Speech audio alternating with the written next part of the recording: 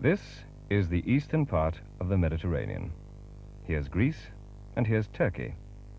The old capital, Istanbul, is here, and 300 miles inland on a high plateau is Ankara, the capital of modern Turkey. Turkey is big, larger than France, very mountainous, and not very fertile, except in the valleys. On the west coast, inland from the port of Izmir, the valleys run like fingers into the hills. Our story is about a small valley town called Tyra. It's the 28th of October. Tomorrow, National Day will be celebrated throughout Turkey.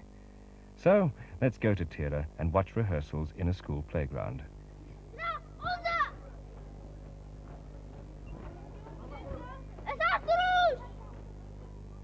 The boys in their celebration uniforms are 10 and 11 years old. Their sergeant is 11. It's dinner time, but everyone stays to watch. All Turkish children wear these black school uniforms. That bronze head is of Kemal Atatürk, the founder of modern Turkey. You'll find one in every school playground. Tomorrow, these boys will march through Tyra, but the big procession will be in Izmir, so let's go there. The Turkish Star and Crescent.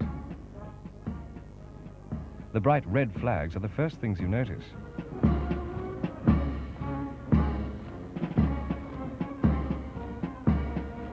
It's a public holiday, and everybody's here. These are college students, and behind them will come the high school girls with drums. Let's watch out for the cymbals. They're made in Turkey. Bands throughout the world use Turkish cymbals. There's one now. Next, the nurses in their blue and white uniforms.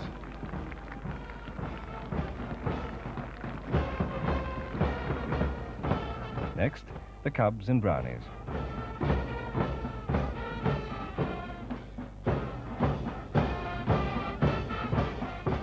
The smallest ones in the long procession play their mandolins, but the music is drowned by the brass bands.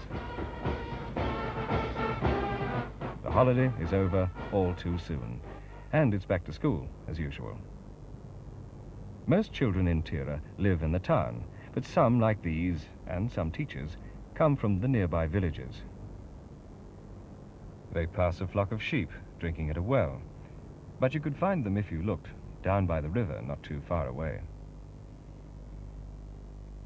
Not far away either are the sesame fields. Do you remember the story of Ali Baba and the 40 Thieves? Open barley, open wheat, they said. But the magic password was open sesame. Did you ever wonder what sesame was? Well, this is sesame. It's a cereal something like wheat.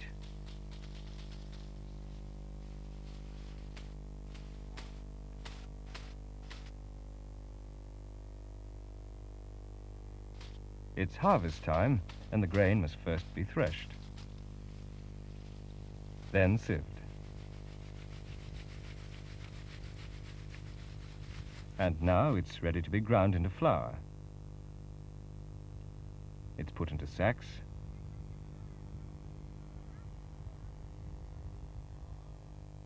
and taken away by tractor.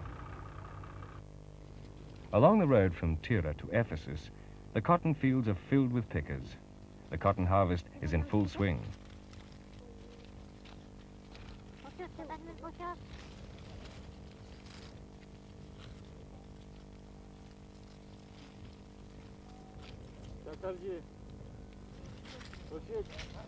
The whole family picks. This fair-haired girl is only 4.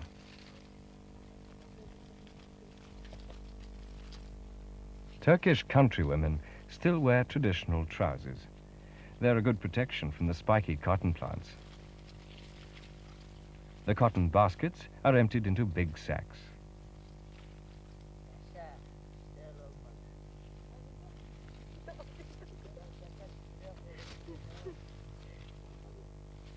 When the sacks are full, the cotton balls are pressed down like this.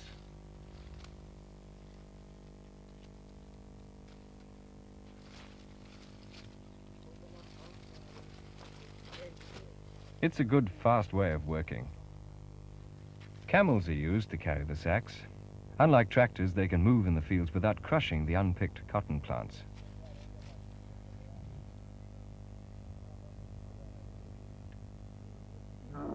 The camels wait, grunting patiently while the sacks are loaded.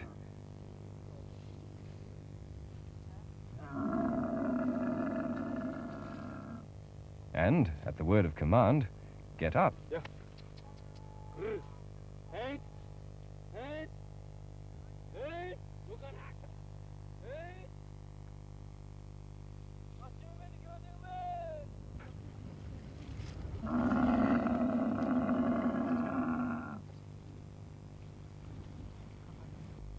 Then our small camel train, led by a donkey, moves off.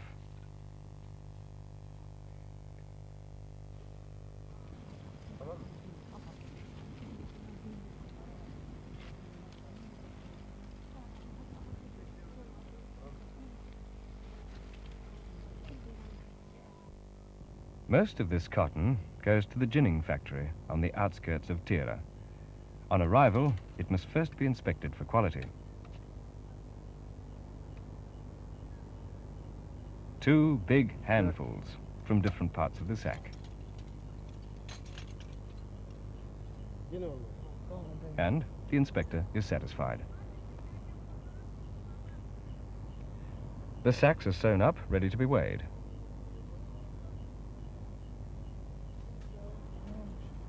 The sacks are weighed on a balance scale carried on 2 men's shoulders.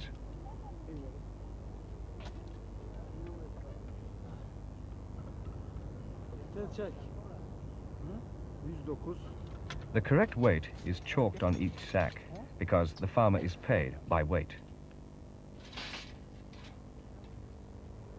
In the factory, the cotton is first rid of its seeds, then sucked through this vacuum pipe to the floor above, where it's blown out, ready to be fed to the carding machines which comb the cotton to soft strands.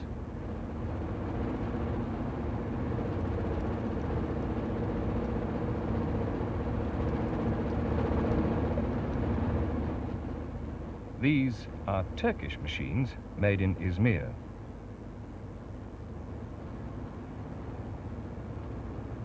When enough cotton has come through, it's gathered up, ready to be baled and sent abroad.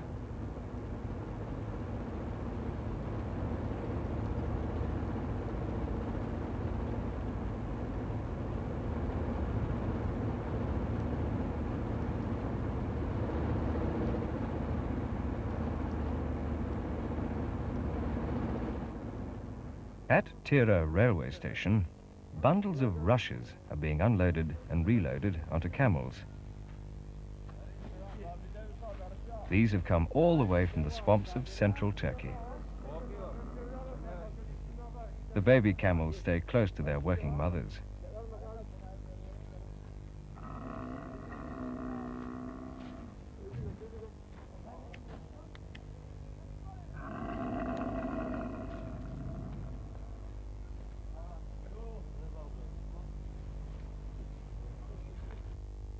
Some of the rushes will be used for saddle making, but most will be used for making rush mats.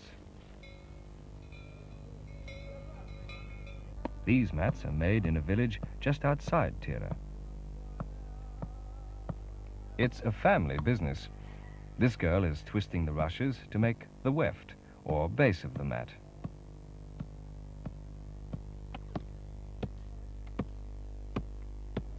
Her cousin is splitting the rushes to make the warp, or cross weave.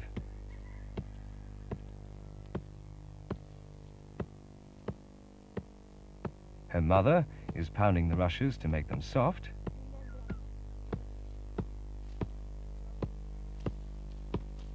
And her sister is weaving the actual mat on a very simple loom frame.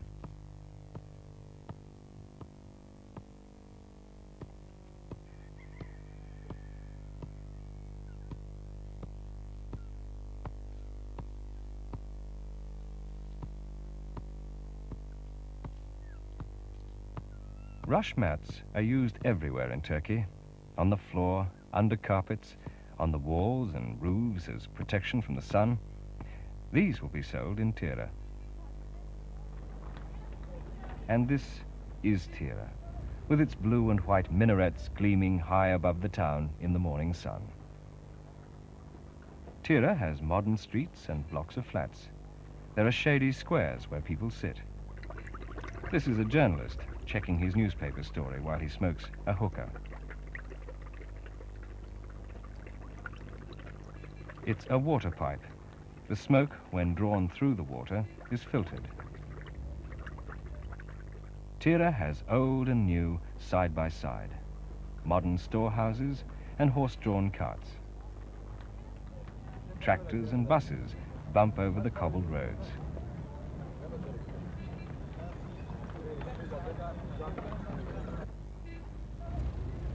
A stone's throw away, you can walk through narrow streets unchanged since the Apostle Paul journeyed to these parts and saw on his travels felt rugs much like these.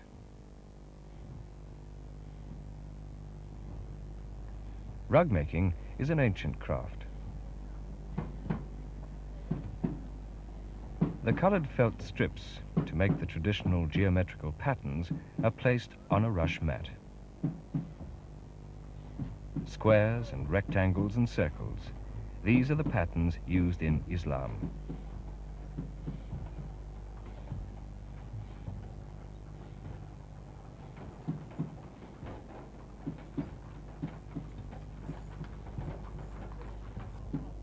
But the colored felt is only part of the rug. The remainder of the rug will be made of fluffed up wool. Across the street, sacks of shorn wool are being prepared for rug making. These boy apprentices are clipping out the burrs and hard knots of wool ready to be teaseled out by machines in the tiny workroom behind them.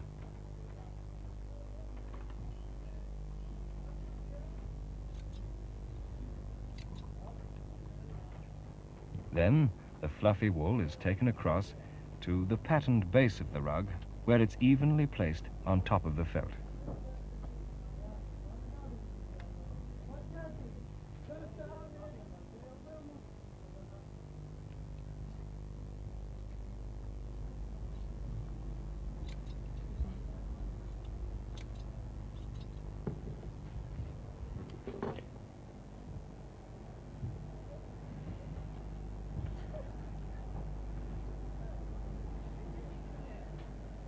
When he's completely covered it, he'll dampen the wool with water.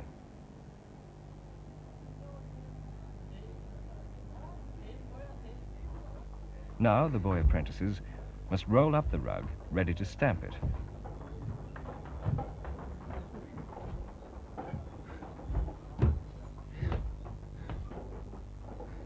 The noise wakes up the dog.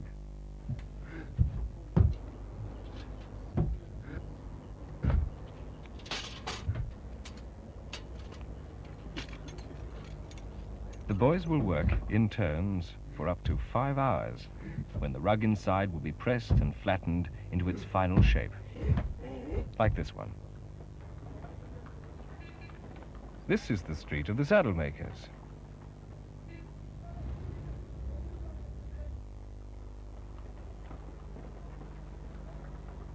Different shapes of saddles are made for camels and oxen and donkeys. This one's for a donkey. Saddles are made of wood and canvas and rushes, those same useful rushes that have come from hundreds of miles away in inland Turkey.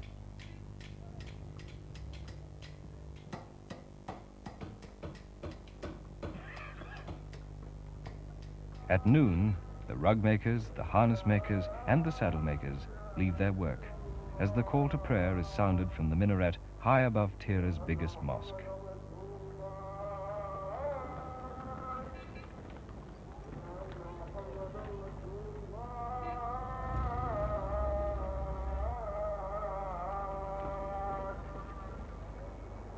Watermelon seller to his pile of melons, and the shopkeepers to their goods. This is a shop full of the utensils Turkish families use in their homes. Cups and kettles, beautiful copper pots of all kinds, and copper pans for cooking. Next door, a tinsmith is finishing off a big pan, for cooking pans must be lined with tin. His boy apprentice works the bellows. Turkey is famous for its figs, but the fig harvest is over. These women are grading the last of the figs. These will go by train from Tyra to inland Turkey, where, in the high, cold mountains, figs don't grow. Turkish delight, but strangely it was quite hard to find in Tyra. Helva was a much more popular sweet. This is a helva maker's shop.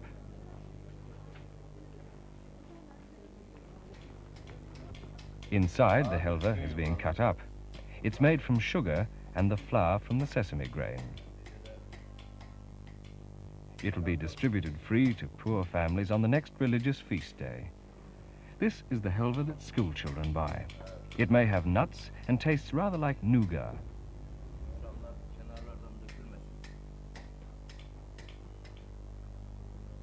We can't leave Tyra without looking at one more craft for which Tyra is famous.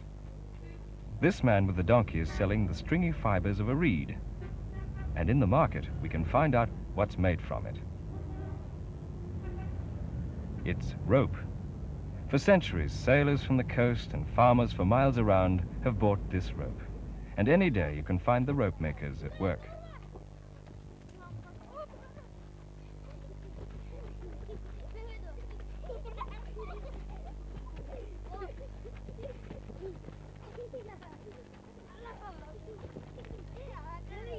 As the wheel spins round, twisting the rope maker feeds in the pieces of fiber.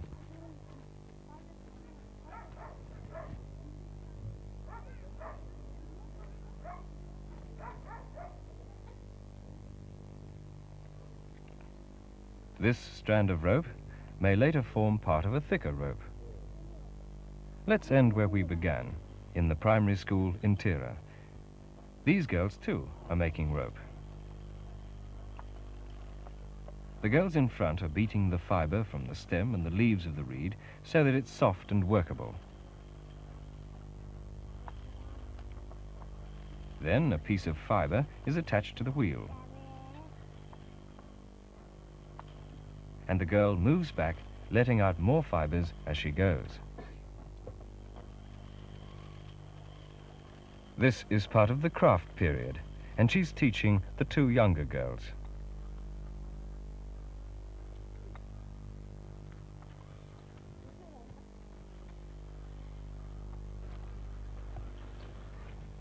In the craft room, children are polishing the mosaic tiles they've made, using bits of ancient pottery, Seljuk, Roman, sometimes Greek, picked up in the fields around Tyra. These tiles are a record of their country's history.